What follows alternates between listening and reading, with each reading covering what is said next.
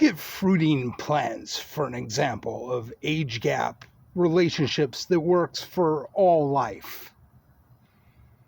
Because the seed is not until the fall when the apple falls from the tree and hits the soil, but the pollination occurs in the spring with a gap of summer where there's growing.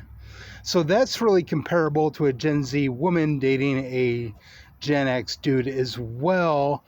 And it would confer more telomerase within the enzymes. It would confer more telomerase within the plant through the enzyme telomerase to have that intergenerational breeding, probably. Because think about it. Just think about it. The seeding is in the fall. The pollination is in the spring. I hate to repeat myself, but it just seems dead obvious to me that if you took a racehorse in middle age and bred it with a young filly, you'd have the most prosperous racehorse, which is why they seem to breed stud horses after they've run their races when they're middle aged and can still breed.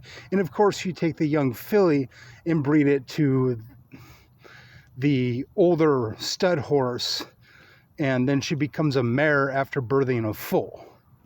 And that's how they get strong racehorses, isn't it? So what if you took a dog that was a little bit older in its middle age, which would be about 7 or 8 years old, and then bred it with a 1-year-old adult female dog? Wouldn't that confer the most health to the baby? You look at things like intergenerational relationships where that's been proven to confer more telomerase, probably not as much as the age gap relationship, but it does seem to confer more intelligence, which would be more telomerase within the brain.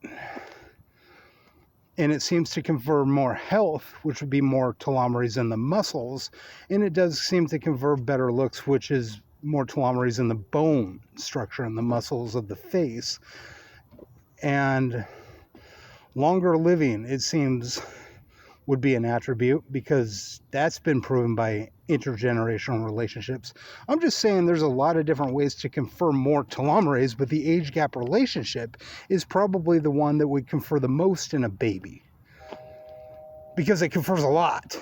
I mean, middle-aged men are supposedly the one male that are the best male to breed with, and we know so much more about the ova being loaded in telomerase between the ages of 18 and 25.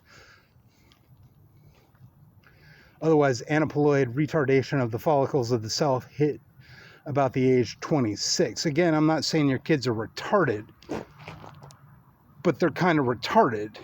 You know what I mean? All the fornication, all the hooking up, all that stupid shit. You know, all the loveless sex. They're kind of retarded. The fact that a large majority of this country voted for Trump, yeah, we're kind of a retarded country at this point. The fact that these libtards think that we should just have parity with these mega Republican assholes and just forgive them for their transgressions. That's a little retarded, don't you think?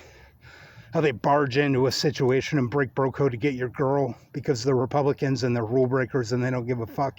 Even though they talk about like law and order, they're breaking the rules of being a man. They're not men, they're bitches. So look at that fact. Look at the fact that you know, if you have integrity and get the girl, you're a better dude. What he did to me was not integritous when I was hanging out with her. What she did to me by going with him was not integritous by her going with him. But they have a history of drug abuse, which is common among them. So they pal around together and they're now in a relationship. And of course, I told him about telomerase. He should tell her about that because they should have babies if that's the case. And I should get mine. I will get mine because we're inexplicably linked to Gen Z. Spring, fall romance within fruiting plants. Breeding the stud horse to the young filly. Let's find some commonalities before we find hypocrisies and bigotry, shall we?